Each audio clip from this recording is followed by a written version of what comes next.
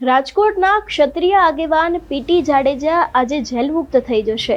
છેલ્લા ઘણા સમયથી આપણે જોતા આવ્યા છે કે પીટી જાડેજા ખૂબ ચર્ચામાં આવ્યા હતા, જે મહાઆરતીનો સમગ્ર વિવાદ સામે આવ્યો હતો અને એ બાદ ક્યાંક ક્ષત્રિય સમાજ પણ મેદાને આવ્યો હતો।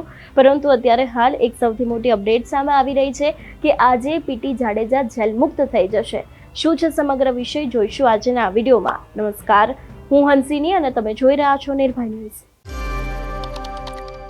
થોડા સમય અગાઉ એક વિવાદ સામે આવ્યો હતો કે જેની અંદર પીટી જાડેજાએ ધાકધમકી આપી હતી। મહાઆરતીનો સમગ્ર વિવાદ સામે આવ્યો હતો, એ બાદ તેમની પાસા હેઠળ ધરપકડ કરવામાં આવી હતી, પરંતુ ક્યાંક આજે પીટી જાડેજા જેલમુક્ત થઈ જવાના છે।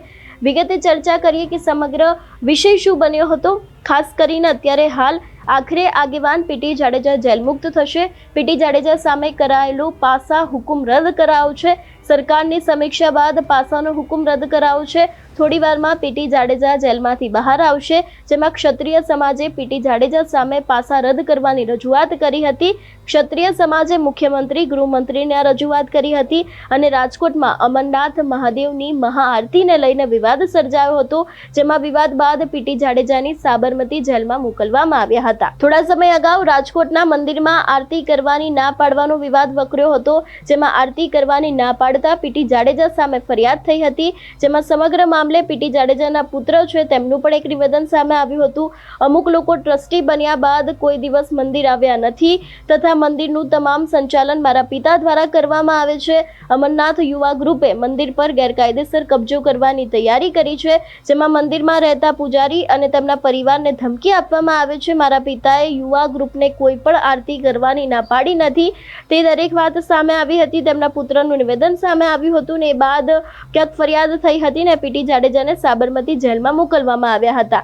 આની પહેલા પણ ક્યાંક પીટી જાડેજા ચર્ચામાં આવ્યા હતા। આની પહેલા પણ તેમની સામે એક ગુનો નોંધાયો હતો, પરંતુ ક્યાંક હવે પીટી જાડેજા છે તે જેલમાંથી આજે બહાર આવી જશે થોડાક જ સમયની અંદર। અને ખાસ કરીને જે આપણે વાત કરીએ એ પ્રમાણે કે પીટી જાડેજા સામે કરાયેલો જે પાસાનો હુકમ છે તેને રદ કરવામાં આવ્યો છે। સરકારની સમીક્ષા બાદ આ હુકમ છે તેને રદ કરવામાં આવ્યો છે અને હવે થોડાક જ સમયની અંદર પીટી જાડેજા છે તે જેલમાંથી બહાર આવી જશે। જોકે આ સમગ્ર વિવાદ જ્યારે સામે આવ્યો હતો તે જ સમયે ક્ષત્રિય સમાજ ફરી એક વખત મેદાને આવ્યો હતો। તે લોકો દ્વારા ક્યાંક ઉગ્ર આંદોલનની ચીમકી પણ આપવામાં આવી હતી। ભારતીય જનતા પાર્ટી ઉપર પણ ઘણા બધા આક્ષેપો મૂકવામાં આવ્યા હતા કે ખાસ કરીને આની પાછળ કોઈક ભારતીય જનતા પાર્ટીનું અને બીજા ઘણા બધા નેતાઓનું ષડયંત્ર હોઈ શકે છે, પરંતુ ક્યાંક એક સૌથી મોટી અપડેટ કે હવે થોડાક જ સમયની અંદર પીટી જાડેજા બહાર આવી જશે। તમારું શું માનવું છે આ વિષયને લઈને અમને કમેન્ટ કરીને ચોક્કસથી જણાવજો। તેની સાથે અમારી ચેનલ નિર્ભય ન્યૂઝને લાઇક, શેર અને સબસ્ક્રાઇબ કરવાનું ભૂલશો નહીં। નમસ્કાર।